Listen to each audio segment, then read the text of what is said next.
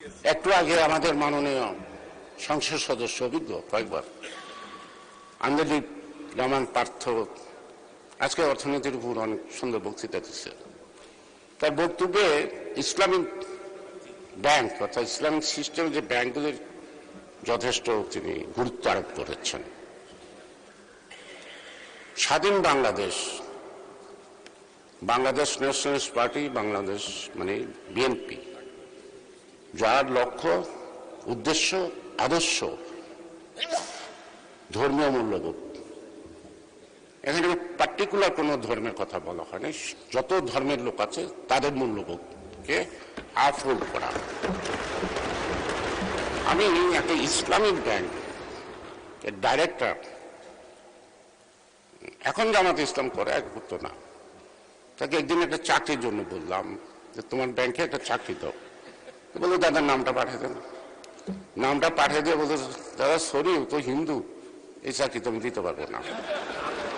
মাননীয় স্পিকার, ব্যাংকের নামের আগে যদি ইসলাম থাকে, সেখানে যদি মুসলিম ছাড়া অন্য ধর্মের লোক বাংলাদেশের চাকরি করতে না পারে, এটা যদি কোনো আইন হয়, তাহলে সেই আমি বলতে পারে আমি হিন্দু মানুষ, আমি মসজিদে যাইতে পারবো না বা মাদ্রাসায় যাইতে পারবো না, যা উচিত হবে না আমার, ঠিক আছে, কিন্তু এটা তো ব্যাংক কোনো মসজিদ বা মাদ্রাসা না, তো সেখানে অন্য ধর্মের লোক,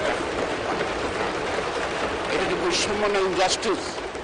এটা কি মুসলমানের জন্য দেশ স্বাধীন হচ্ছে না? এটা সকল জাতি ধর্ম নির্বিশেষে এই ভৌগোলিক অঞ্চলে যারা জন্মগ্রহণ করছে তারা দেশ স্বাধীন করছে।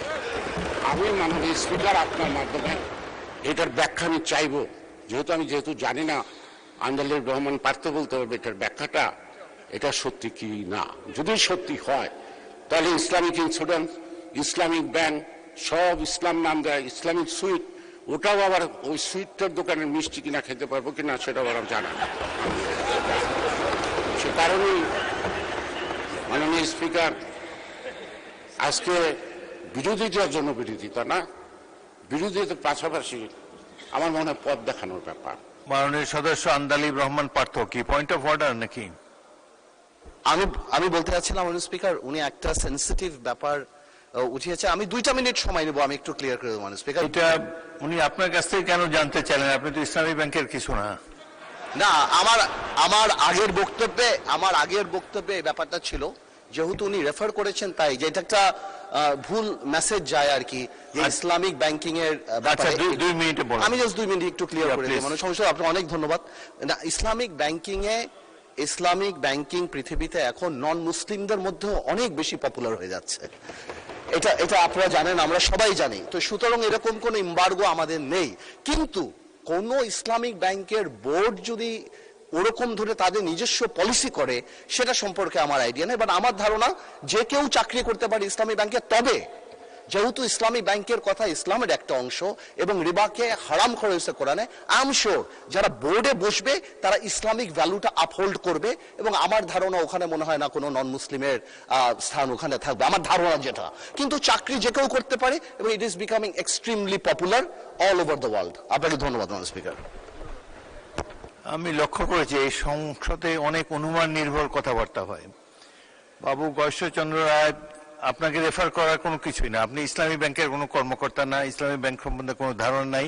এই ব্যাপারে ইসলামী ব্যাংকের গভর্নিং বডির কেউ যদি এখানে থাকে, উনি দাঁড়িয়ে হয়তো বলতে পারতেন, যার এই ব্যাংক পরিচালনা সম্পর্কে যার অভিজ্ঞতা আছে।